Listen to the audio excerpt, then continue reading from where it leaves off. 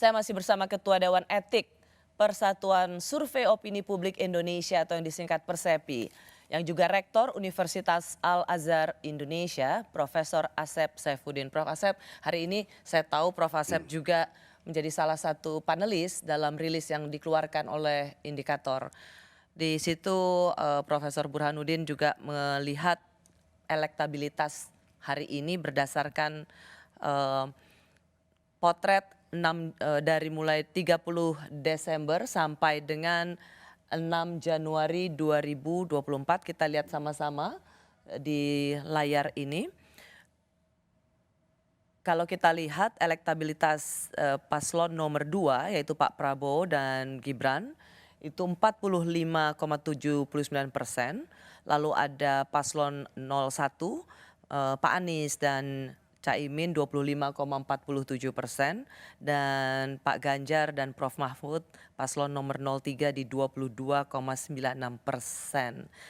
Anda melihat, mendengar langsung presentasi itu. Saya mau dengar dulu sebagai seorang guru besar ilmu statistik. Ya. Apa yang Anda lihat dari presentasi survei ini? Ya, pertama kalau kredibilitas Indikator sudah oke, karena dia di bawah Persepi dan sudah mengetahui metodologi itu. Itu pertama. Adapun hasil, kalau saya ingin memberikan pendapat itu tidak ada istilah menang atau kalah. Ya kalau dikatakan unggul boleh ya. Tapi hasil itu unggul di 02 tidak berarti menang 02. Itu perlu.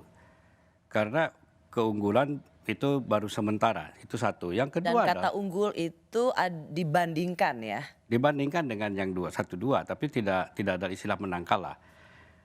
Yang kedua adalah Indikator melakukan survei kan sudah berulang-ulang. Jadi angkanya juga sudah kelihatan. Memang di awal-awal pernah naik turun, tapi sekarang ini kan sudah relatif stagnan.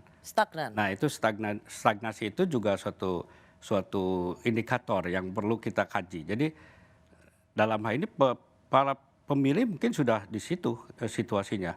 Tidak lagi ada suatu lonjakan yang mungkin turun banget atau naik banget ya. Oke. Sorry, kalau begitu misalnya nih ada penulisan yang melukiskan misalnya paslon 02 naik drastis unggul dari dua paslon lain, apakah itu memang menjelaskan angka? Kalau dilihat dari nilai unggul, kalau naik drastis atau itu adalah terjemahan. Nah penterjemahan itu bagi statistik ya tidak bisa dilihat naik drastis ya. Artinya harus melihat data saja, data terhadap dianya sendiri di mana terjadi stagnan, terjadi penurunan atau kenaikan di 01 atau 03 itu adalah suatu data aja. Tapi tidak boleh dikatakan bahwa ini sudah almost final gitu ya. Itu satu. Sorry, maksudnya jadi tidak bisa dikatakan naik drastis hanya karena melihat ada kenaikan di antara misalnya saingannya, karena tetap harus dilihat tren dirinya sendiri. Tren dirinya sendiri, oke. Itu perlu itu. Kalau kita coba lihat hasil temuan dari survei Indikator hari Kamis ini, kita akan lihat tren elektabilitas Capres-Cawapres survei Indikator.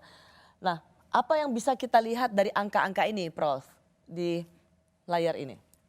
Kita lihat paslon 1, 24 di periode sebelumnya, 24%, 22%, dan 25%.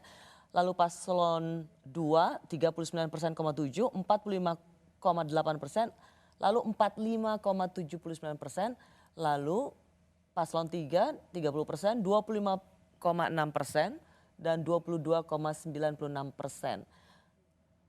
Jadi bisa saja ada penulis yang ingin mengutarakan, melonjak drastis itu dibandingkan dengan 25 dan 22. Karena hanya melihat besaran perbedaannya. Tetapi yang harus dilihat kalau melonjak itu adalah trennya. Itu yang tadi ingin Anda katakan ya, Prof? Ya, betul.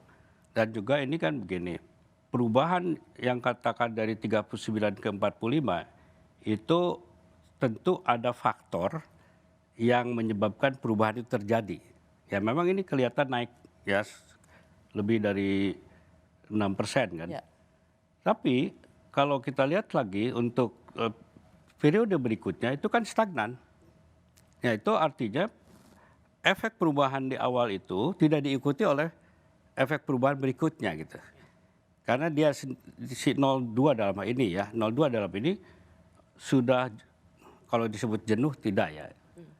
Pola untuk merubah pemikiran orang memilihnya itu belum ada ide-ide kreatif yang baru. Oke, Gitu. kalau begitu, ini sebenarnya apakah kabar baik bagi kalau melihat angka, ini apakah ultimatum kabar baik bagi misalnya paslon 02 yang dianggap unggul atau saat ini angkanya lebih unggul dan kabar buruk bagi paslon lainnya atau sesungguhnya bagaimana membaca angka ini? Mana kabar baik untuk siapa dan kabar buruk untuk siapa? Oke, kalau melihat angka jangan statis.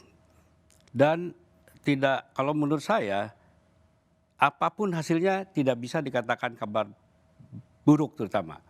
Tetapi itu adalah alarm untuk yang mempunyai nilai di bawah bahwa apa yang dilakukan selama ini belum memberikan efek terhadap pemilih. Sehingga kalau menurut saya bagaimana mengoptimumkan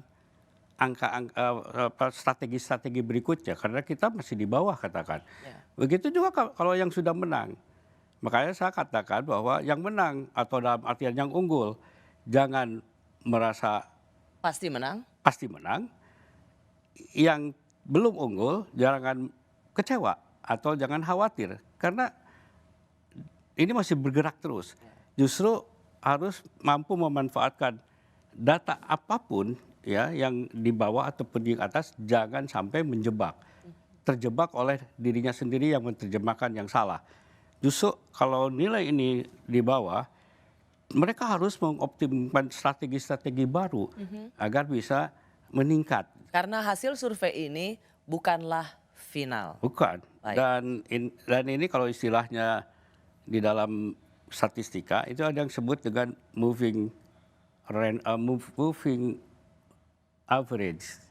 Jadi si nilai rataan itu berubah-ubah. Ya. Nilai rataan 45, 39 itu berubah. Prof, ini pertanyaan saya tapi tidak usah dijawab dulu. Pernah nggak survei salah?